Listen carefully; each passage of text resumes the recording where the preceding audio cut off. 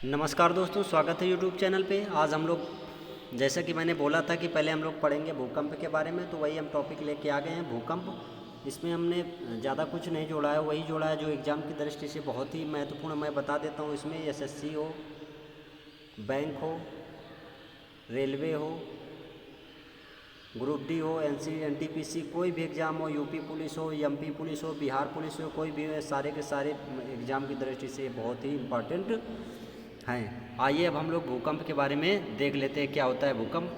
भूकंप क्या होता है कि पृथ्वी के आंतरिक, पहले हम लोग भूकंप की डिफिनीशन देख लेते हैं क्या होती है, परिभाषा।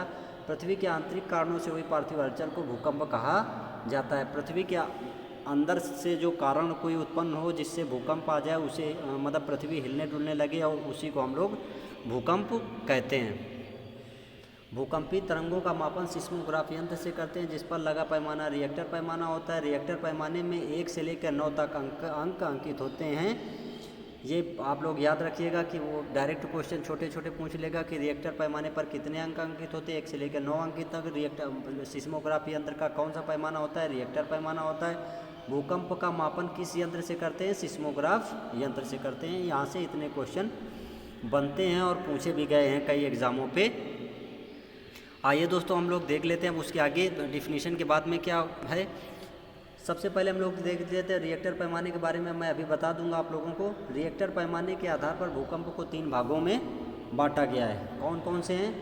अनुभवहीन भूकंप, सामान्य भूकंप और विनाशकारी भूकंप। अनुभवहीन भूकंप क्या होते हैं? जिसमें 1 से लेकर 3 कंपन 1 सेकंड में हो जाएं। और सामान्य भूकंप कौन होता है? 3 से लेकर 6 कंपन 1 सेकंड में हो जाएं। विनाशकारी भूकंप कौन होते हैं? 6 से लेके 9 कंपन 1 सेकंड में हो जाए, वो हमारा विनाशकारी हो। इससे हमारे कोई ना कोई क्षति मानव जीवन के लिए, बिल्डिंग के लिए बहुत बड़ी बड़ी इमारतें इस विनाशकारी भूकंप आने से गिर जाती है। जैसे आप लोग एक पिछले उसमें सुना होगा कि 7 तीव्रता का कुछ कोई भूकंप आया था, ऐसे 7 पॉइंट या 6 पॉइंट कुछ करके था, जिसमें से बहुत ही ज़्यादा नुकसान हुआ था। सामान्य भूकंप 3 से 6 तक आते रहते हैं, जो थोड़ा बहुत नुकसान करते हैं, मगर 1 से लेके 3 तक जो भूकंप रहते हैं वो आ तो जाते हैं, मगर हमें ऐसे नॉर्मल झटके पता नहीं चलते। वो यंत्रों के माध्यम से पता चलते हैं कि हमें आज ये भूकंप आया था। आइए अब हम लोग देख लेते हैं रिएक्टर पैमाना क्या होता है। रिएक्टर पैमाना ऐसा होता है कि जब मान लो ये यहाँ पे रिएक्टर पैमाना लगा हुआ है, और ये क्या है, कोई नीचे कागज़ रखा हुआ है ऐसे करके, और जैसे इसको हिला दिया जाए तो ये बहुत ही स्वतंत्र रूप से हिलका रहता है, लटका रहता है यहाँ से। जैसे ये थोड़ा सा भी हिलेगा डुलेगा, ये ऐसे ऐसे करके लकीर खींच देगा। वही हमारा रिएक्टर पैमाना होता है। आइए अब हम लोग इनके रिएक्टर पैमाने के बारे में हम लोग अब देख चुके हैं। अब हम लोग आगे नेक्स्ट पॉइंट की तरफ देखते हैं क्या क्या हमें एग्ज़ाम की दृष्टि से महत्वपूर्ण है। जिसमें से हम लोग क्या क्या करते हैं कि जैसे अगर भूकंप आना होता है तो उसके पहले पृथ्वी में जो पृथ्वी के सबसे ऊपरी सतह पे जो रहती है रेडान गैस, वो अपने मन से धीरे धीरे ऊपर उठने लगती है। जैसे पृथ्वी में हल्का फुल्का विकम्पन होता है जिसे हम लोग अनुभव नहीं कर पाते, मगर वो रेडान गैस ऊपर आती है और यंत्रों के माध्यम से पता चल जाता है कि रेडान गैस ऊपर आ गई है। जैसे रेडान गैस ऊपर आती है, वैसे ही क्या होता है कि हमें पता यंत्रों के माध्यम से पता चल जाता है कि अब भूकंप आने वाला है। आप लोगों को दोस्तों ये बात पता चल गई होगी। इसको हम लोग देख लेते हैं। इसमें क्या है, यदि पृथ्वी थोड़ा सा भी कंपन करती है, उसमें मौजूद रेडान गैस, मिट्टी में मौजूद रेडान गैस क्या होता है, पृथ्वी से ऊपर उठने लगती है, जिससे भूकंप का पता चल जाता है। ये बात आप लोगों को पता चल गई होगी। अब हम लोग नेक्स्ट पॉइंट है, ये बहुत ही इंपॉर्टेंट होता है। पहले थोड़ा सा हम इसको मतलब एक डायग्राम के माध्यम से बता देते हैं। ये हमारी पृथ्वी का स्ट्रक्चर इस तरीके से बना हुआ है। अगर मान लो यहाँ से भूकंप उठा, यहाँ से, इसको क्या कहेंगे, इसको कहेंगे भूकंप मूल या भूकंप केंद्र। इस जगह को क्या कहेंगे, भूकंप केंद्र। और ये क्या है, पृथ्वी की ऊपरी सतह, ये है हमारी ऊपरी सतह। अब यहाँ से उठा कोई प्लेट खिसकने के बाद झटके आना शुरू हुए, तो सबसे पहले कहीं ना कहीं ऊपर एक जगह पे जाएंगे। तो ये भूकंप यहाँ पे निकल गया। ये हमारा क्या है, सतह का सबसे ऊपरी बिंदु, जहाँ पे भूकंप का हमें सबसे पहले पता चला, उसको हम लोग क्या कहेंगे, भूकंप अधिकेंद्र। इसको कहेंगे हम लोग भूकंप अधिकेंद्र, और इसको कहेंगे भूकंप केंद्र या भूकंप मूल, यह बहुत इंपॉर्टेंट है। इसको ऐसे डायरेक्ट पूछा जाता है कि जहाँ से भूकंपीय तरंगे निकलते हैं उसको क्या बोलते हैं, जहाँ पे सबसे पहले अनुभव किया जाता है उसको क्या बोलते हैं, ऐसे डायरेक्ट क्वेश्चन पूछा जाता है। आइए दोस्तों, अब हम लोग इसको सही से देख लेते हैं। इसमें क्या क्या क्या लिखा हुआ है। पृथ्वी के आंतरिक भाग से जहाँ से भूकंपीय तरंगें निकलती हैं उसे हम क्या कहते हैं, भूकंप केंद्र या भूकंप मूल कहा जाता है। किंतु भूकंप मूल से धरातल की वह लंबवत दूरी जहाँ पर भूकंपीय तरंगों का अनुभव सर्वप्रथम किया जाता है उसको क्या कहते हैं, भूकंप अधिकेंद्र। ये बहुत ही इंपॉर्टेंट है, इसको आप लोग याद रखिएगा। आइए अब हम लोग नेक्स्ट पॉइंट देखते हैं। हम लोग भूकंप उत्पत्ति के आधार पर कितने भूकंप किन किन कारणों से होता है, ये हम लोग इसमें देख लेते हैं। भूकंप हमारा भूकंप कारण के कितने कारण हैं, 2 कारण हैं। एक हमारा प्राकृतिक कारण है, एक मानवीय कारण है। प्राकृतिक कारण में क्या होए, प्राकृतिक कारण में जैसे चट्टानें हैं पृथ्वी के अंदर, वो एक दूसरे से टकराती रहती, थोड़ा बहुत खिसक खुसक जाती हैं तो भूकंप पृथ्वी में झटका लगता है जिससे भूकंप आ जाते हैं। मानवीय कारण क्या होता है, जैसे मिसाइल का परीक्षण, परमाणु परीक्षण होते हैं तो उसमें भी पृथ्वी पे बहुत जोर झटके आते हैं जिससे भूकंप आने का कारण बन जाता है। आइए दोस्तों नेक्स्ट पॉइंट हम लोग देखते हैं।